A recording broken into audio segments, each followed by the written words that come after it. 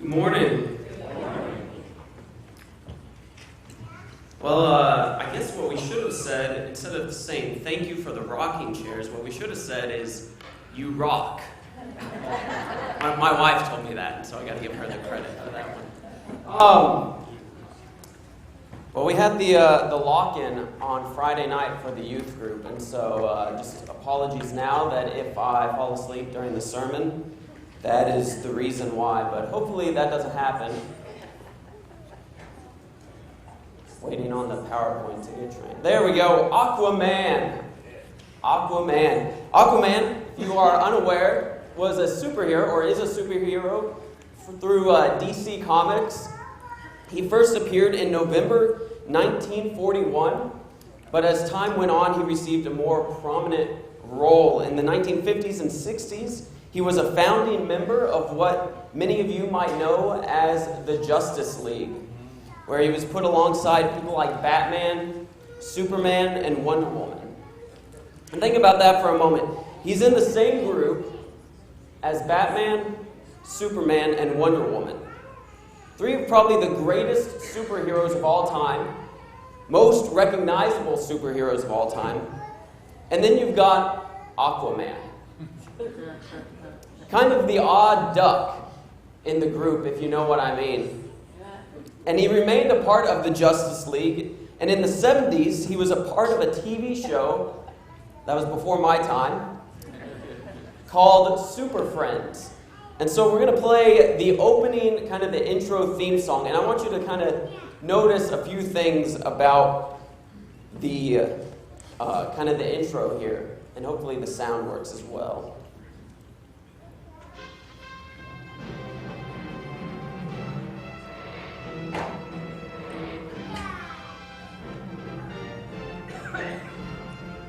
Gathered together from the cosmic reaches of the universe, here in this great hall of justice, are the most powerful forces of good ever assembled.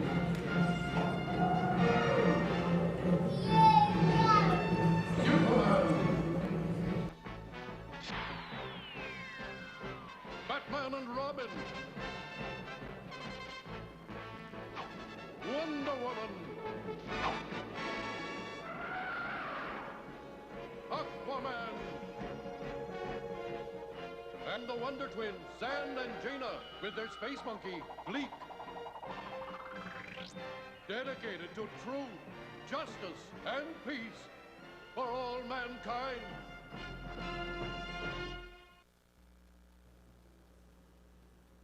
So we've got the intro. And as you start watching the intro, you see highlights of all the different characters.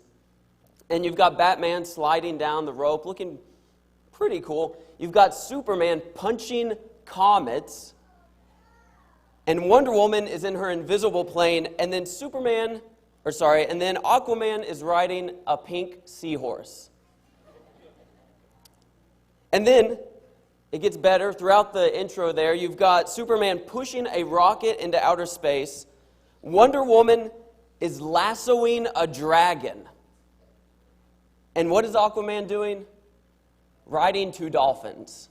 I mean, dolphins of all things. Not sharks or whales, but dolphins. Probably in my opinion, the lamest aqua creature. I mean, dolphins, they're so sweet. And Wonder Woman is there lassoing a dragon. And so I hope you kind of get this idea that Aquaman is kind of sort of the joke of the superheroes. There are websites asking the question, why is Aquaman so lame? You don't have websites asking, why is Batman lame? Why is Superman lame? Because we already know that they are awesome. They're not lame. But we have to ask the question, why is Aquaman lame? And you think Batman, he's got the Batmobile. Superman can fly. Wonder Woman has the invisible plane. And Aquaman has the Aqua Scooter. Really? I mean, the Batmobile, invisible plane, and Aqua Scooter. His abilities, he's got super strength, like every other superhero out there. But then the other two kind of special things about him, this is according to his official Wikipedia page, he has aquatic physiology and mind control of aquatic life. So other than the most basic superpower of super strength, he looks like a fish and talks to fish. That's it. In fact, the first episode of Super Friends, Aquaman's first fight scene, he's being attacked by a sea anemone. In fact, he's the king of Atlantis is what he's called.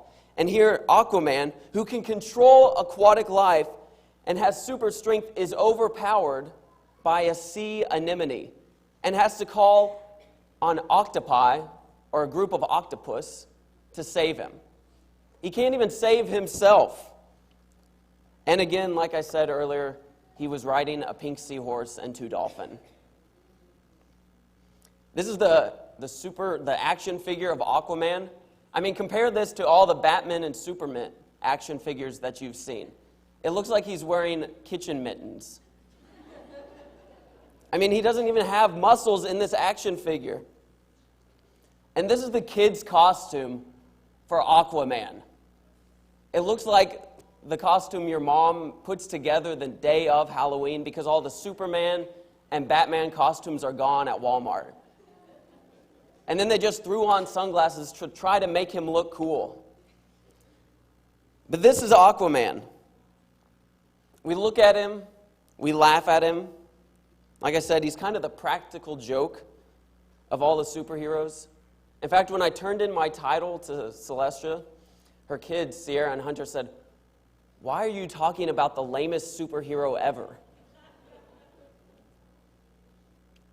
But the truth is, there are times where we might feel like an Aquaman in a world of Superman and Batman. We look at ourselves, we look at our faith, we look at our spiritual lives, and we want to see the Batman. We want to see that Superman or the Wonder Woman lassoing dragons, but in reality we see the Aquaman. But the truth is, God is known for using Aquamen and Aquawomen instead of Supermen. Turn in your Bibles over to Judges chapter 6.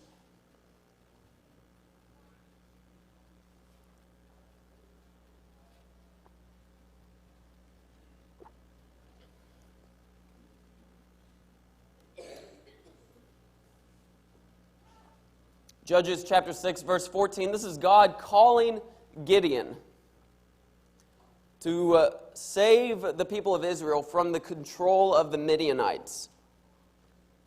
Starting in verse 14, the Lord turned to Gideon and said, "Go in the strength you have and save Israel out of Midian's hand. Am I not sending you?" "Pardon me, my Lord," Gideon replied, "but how can I save Israel? My clan is the weakest in Manasseh, and I am the least in my family." God calls Gideon to save Israel from Midian rule, but what does Gideon say? He says, "I am the weakest clan, and I am the smallest in my family. I'm a nobody, God. Who am I to go and save Israel?" And then jump down to chapter 7. Gideon has gathered 32,000 men to go fight Midian. It's a good-sized army, 32,000. The Lord said to Gideon, "You have too many men. I cannot deliver Midian into their hands, or Israel would boast against me, saying, 'My own strength has saved me.' Now announce to the army, 'Anyone who trembles with fear may turn back and leave Mount Gilead.' So 22,000 men left, while 10,000 remained. But the Lord said to Gideon, 'There are still too many men. Take them down to the water, and I will thin them out for you there. If I say, this one shall go with you, he shall go. But if I say, this one shall not go with you, he shall not go.' So Gideon took the men down to the water. There the Lord told him, 'Separate those who lap the water with their tongues as a dog laps from those who kneel to drink.' 300 of them drank from cupped hands, lapped like dogs. All the rest got down on their knees to drink.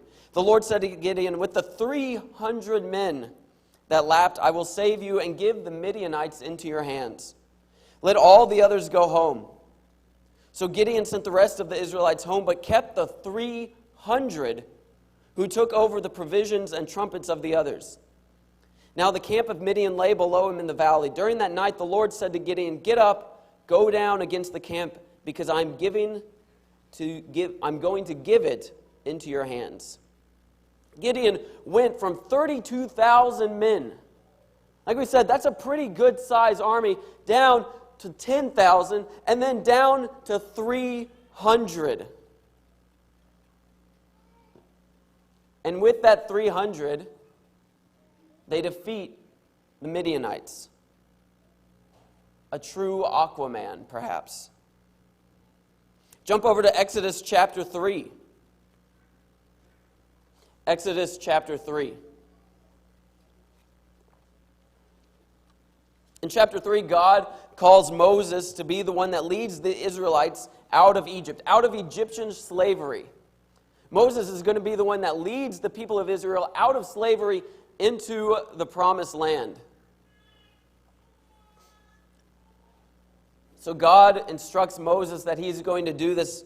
And in verse 11, it says, but Moses said to God, who am I that I should go to Pharaoh and bring the Israelites out of Egypt? Moses, again, is asking, like Gideon, who am I? Why me? Why are you asking me to do this? Why me of all people? In verse 13, Moses said to God, suppose I go to the Israelites and say to them, the God of your father has sent me to you, and they ask me, what is his name? Then what shall I tell them? So he's saying, what if they ask me who you are? He's trying to make excuses, saying, what if they ask me? What if they don't believe me? Verse 1 of chapter 4, Moses answered, what if they do not believe me or listen to me and say, the Lord did not appear to you? Moses is asking all these questions, trying to get out of it, looking for that caveat that's going to let him off the hook. But God gives Moses an answer for each question. And then verse 10 of chapter 4, Moses said to the Lord, pardon your servant, Lord. I have never been eloquent, neither in the past nor since you have spoken to your servant. I am slow of speech and tongue. The Lord said to him, who gave human beings their mouths? Who makes them deaf or mute? Who gives them sight or makes them blind? Is it not I, the Lord? Now go, I will help you speak and will teach you what to say.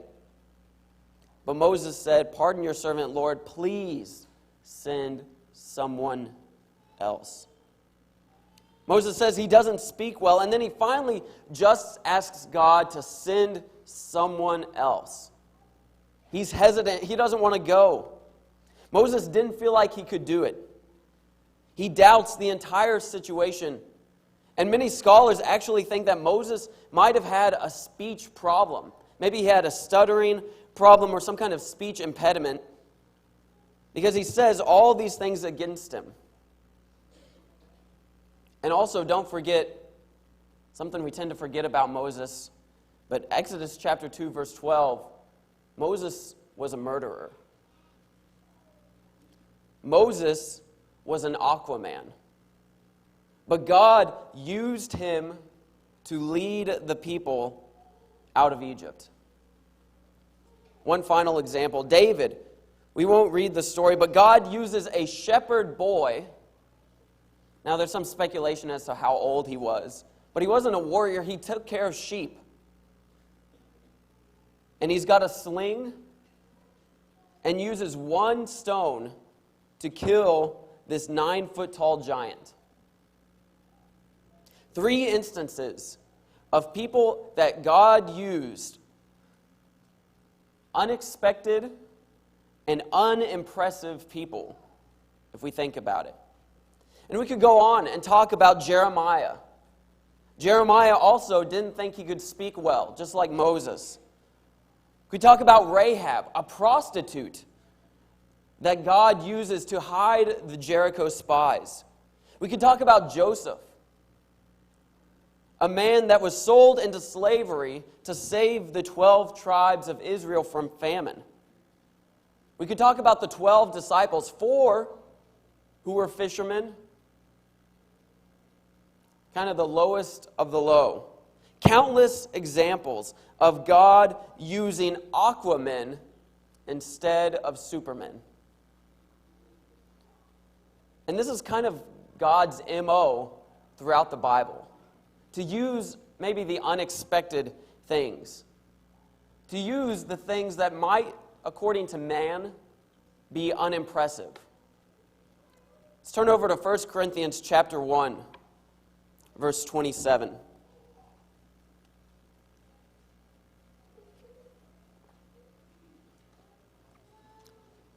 1 Corinthians chapter 1, verse 27, kind of the theme for this sermon.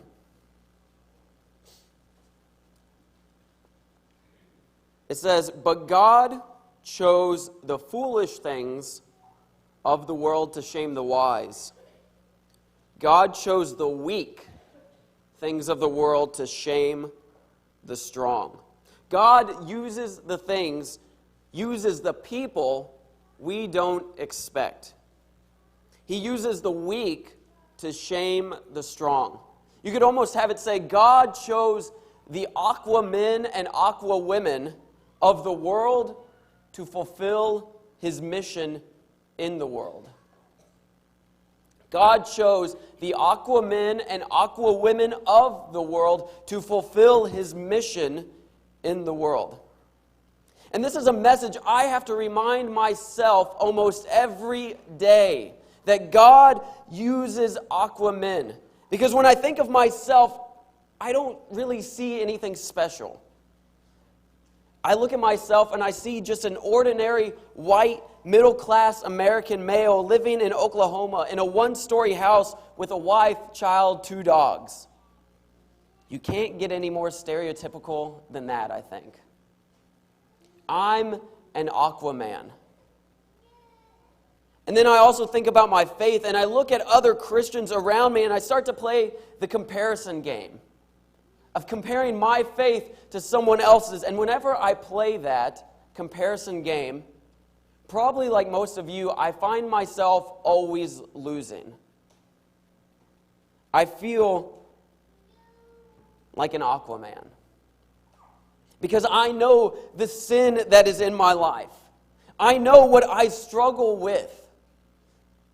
I know what my failures are. I know what my weaknesses are. I know the areas where my faith is weak. And I feel like an Aquaman.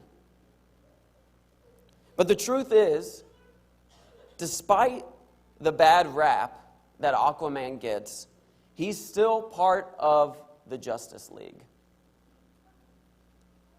He's never removed or kicked out because he's lame. He's still there in the Justice League with Batman, Superman, and Wonder Woman. And I'm reminded that God calls and uses the Aquamen of this world and the Aquawomen, and we are still part of God's Justice League, or still part of God's kingdom. And the same is true for all of us. We all have sin in our life that we think lowers our values.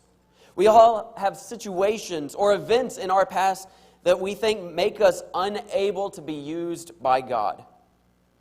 Maybe it's a secret sin. Maybe it's a story of abuse or difficult home life. Maybe it's a lost relationship. Maybe it's struggling through depression. Maybe it's a struggle with our faith. Maybe it's not being where you think you should be in your faith. Or maybe you're looking at your life and you see that it's not like someone else's life. And so you think that there must be something wrong in your life, or you're missing something, or just something isn't right, something isn't quite clicking. Or maybe you look at your life, your Christian walk, and you think, I don't really have a big, impressive faith story. You know, I grew up in the church. became a Christian, went to youth group, still go to church. That's my faith story. Maybe to you look at that and think, it's just ordinary. There's no big issues.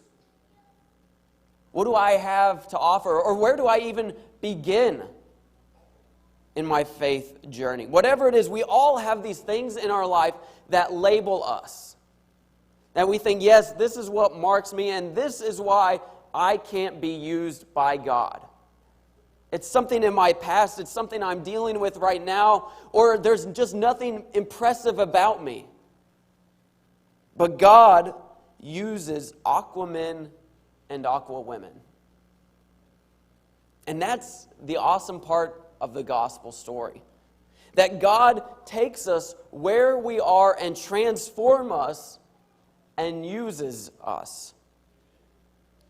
And probably one of the top 3 examples of this was about a man named Zacchaeus. And what do we know about Zacchaeus? Zacchaeus was a wee little man. That is, poor Zacchaeus. I mean, that is what he is labeled as.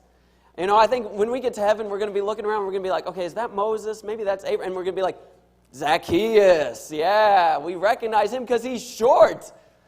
But Zacchaeus, we know he's short from this song, but there's more to Zacchaeus than just being short. Luke chapter 19. Let's turn there.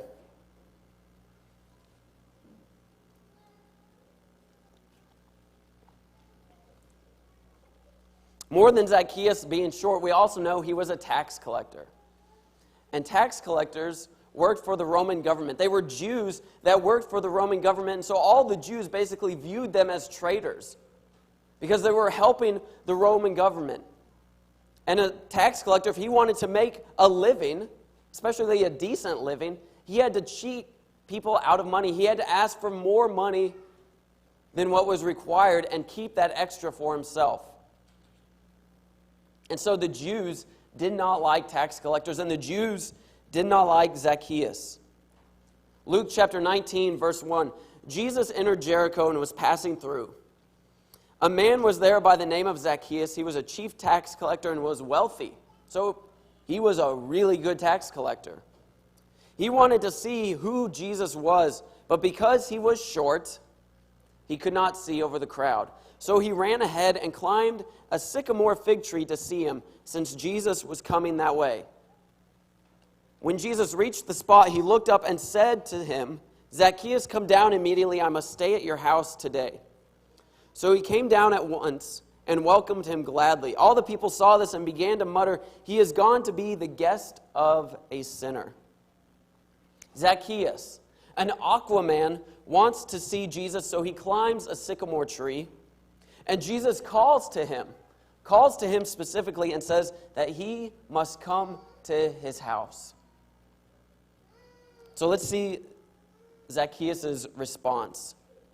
Verse 8, but Zacchaeus stood up and said to the Lord, look, Lord, here and now I give half of my possessions to the poor, and if I have cheated anybody out of anything, I will pay back 4 times the amount. Jesus said to him, today salvation has come to this house because this man too is a son of Abraham. For the Son of Man came to seek and to save the lost. Zacchaeus says he will give half of his money to the poor and return back all of the money and then some to those he's cheated. And Jesus says salvation had come to his house, and then he calls him a son of Abraham. You see, Zacchaeus would have been rejected by the Jews because he was a tax collector. The Jews would have no longer considered him to be a Jew because he collects taxes. He works for the Roman government. But here, Jesus calls him a son of Abraham. That's kind of the gold star for Jews. That's what recognizes them as Jews. That's kind of their pride, that they are a son of Abraham. That's the biggest compliment Jesus could have given Zacchaeus. Jesus is saying that he is now right with God. And that's the message of the gospel right there. That Christ takes us in our lowest state. He takes us as Aquaman and Aquawomen and transforms us into a new creation. This is the message that the world needs to hear. In about 9 days, our students are going to be going back to school. And that's the message their friends need to hear. That no matter what is in your past, no matter who you are, no matter what you've done, God can take you, transform you, and use you. This is the message that we need to take to our families. This is the message we need to take to our friends. We need to take to our coworkers. We need to take to our neighbors. That God takes Aquaman. This is the message. This is the power of the gospel. This is what Paul was writing in 1 Corinthians chapter 1. The same chapter we got the earlier verse from. And so let's look at it in context now. 1 Corinthians chapter 1, verse 22.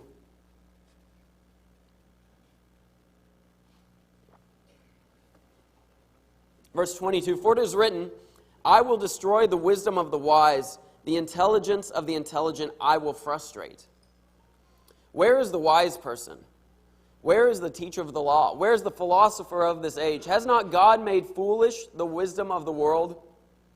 For since in the wisdom of God the world through its wisdom did not know him, God was pleased through the foolishness of what was preached to save those who believe. Jews demand signs and Greeks look for wisdom, but we preach Christ crucified." The message is Christ crucified. That is the main message of the gospel. Verse 23, "But we preach Christ crucified, a stumbling block to Jews and foolishness to Gentiles. But to those whom God has called, both Jews and Greeks, Christ, the power of God and the wisdom of God, for the foolishness of God is wiser than human wisdom, and the weakness of God is stronger than human strength." So that message that Christ crucified is wiser than man's wisdom and stronger than man's strength. It doesn't make sense to the world, but it makes perfect sense to God. Brothers and sisters, in verse 26, think of what you were when you were called. Not many of you were wise by human standards. Not many were influential. Not many were of noble birth. Kind of sounds like Aquaman. But God chose the foolish things of the world to shame the wise. God chose the weak things of the world to shame the strong. The cross doesn't make sense to men. The fact that a man would have to die, and it's not just a normal death. This is a brutal and awful punishment on the cross. It was a sentence that was reserved for the worst criminals. The crucifixion was designed to be a scare tactic. It was a way to get the Jews in line. It was to scare the Jews and other nations into submission. It's this idea, don't break our laws, because if you break our laws, this is what's going to happen to you. Earlier, John read Isaiah 53. I want to read from Isaiah 53, starting in verse 3. "He was despised and rejected, a man of sorrows, acquainted with deepest grief. We turned our backs on him and looked the other way. He was despised and we did not care. Yet it was our weakness he carried. It was our sorrows that weighed him down." And listen to this part at the end of verse 4. "And we thought his troubles were a punishment from God, a punishment for his own sins." That's what the cross looked like to the world. That it was a punishment for something wrong he had done. It was a punishment for his sin. It didn't make sense that a man dying on a cross would save the world of their sin.